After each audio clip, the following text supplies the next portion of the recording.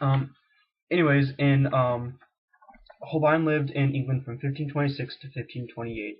Um, from there, he moved back to Basel and did some more artwork there. But in 1532, he moved back to England, which was a very stressful time in England because this is when King Henry VIII was separating himself from the Pope and making the Church of England. And this could have been really bad for um, could have been really bad for Holbein, but it wasn't because he was smart. Even Erasmus said he deceived those whom he was recommended, so people didn't associate him really with a humanist movement or reformists or people like that. Um, because his religious artwork that he did artwork for everybody. He did artwork for reformists. He did artwork for traditional churches. So no one could say you're with this group. He did artwork for everybody, which is very smart for him. So he got to be very good friends with Anne Boleyn, who married King Henry VIII, and Thomas Cromwell, who was the head of the government pretty much in England. Which I mean, they're two of the most powerful people you could be friends with, besides the king.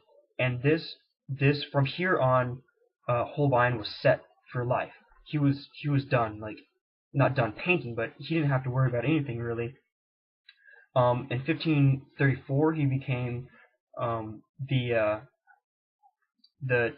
or no, excuse me, not 1534, 1536, he became the king's painter, the official king's painter, which I mean it's is very prestigious, and he got paid £30 a year, which is ridiculous for back then.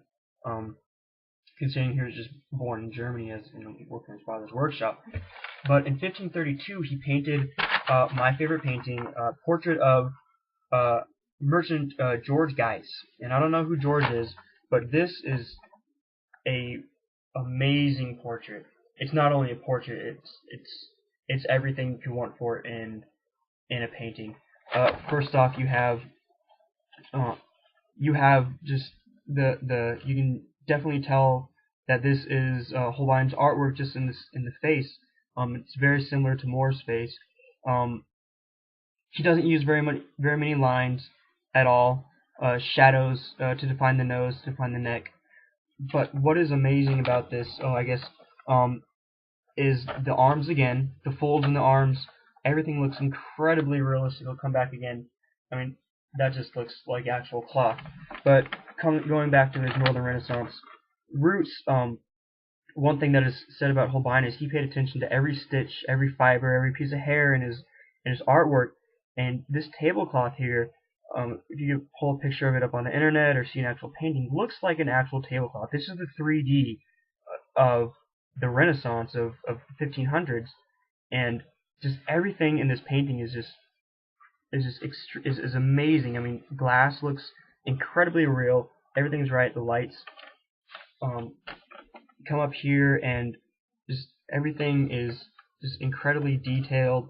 Not too detailed to the fact that you get distracted, but it's everything's amazing. He has this funny little shading thing here, like there used to be something up there that trapped dust. One thing I love about this painting is this book right here. I think this book right there it really stands out in the painting, and it really makes the painting look realistic. This again is a portrait of Merchant George Geiss, 1532, and by far one of my favorite paintings I've ever seen in my life. One thing that I would like to really emphasize about Hans Holbein is that the number one reason that he became who he was and where he got to was because of the Humanist Party and his connections. He got connections with Erasmus, he got connections with Thomas More, and back in the Renaissance age in the 1500s, you didn't do paintings and wait for people to buy them. You were commissioned to do them. People saw your artwork and wanted you to do paintings for them. So, because the humanist movement was so big back then, he had a lot of connections. He had connections everywhere. And so, because of these two very important people, he was able to become as well known as he was. So that is Hans Holbein, and again, I'd like to say the humanist movement and the people that he connected with really, really helped him out. Even though he distanced himself from them when he moved to England again, um, it you know it was really that is what made Hans Holbein who he was. Without those people, without the humanist movement and his connections, he probably wouldn't have gotten in with the King of England. Everything just went right in this man's life, and he could just everything anyone could ask for. It just went well with him. Uh, Hans Holbein the Younger. Oh, he's also called Hans Holbein the Younger because his father was also Hans Holbein. They called him Hans Holbein the Elder. He was Hans Holbein the Younger, so it kind of makes sense. Um, Anyways, that's the end of my video blog. Comments are greatly appreciated. Bad, good, anything you guys would like. Um, Comments are greatly welcomed. Thanks.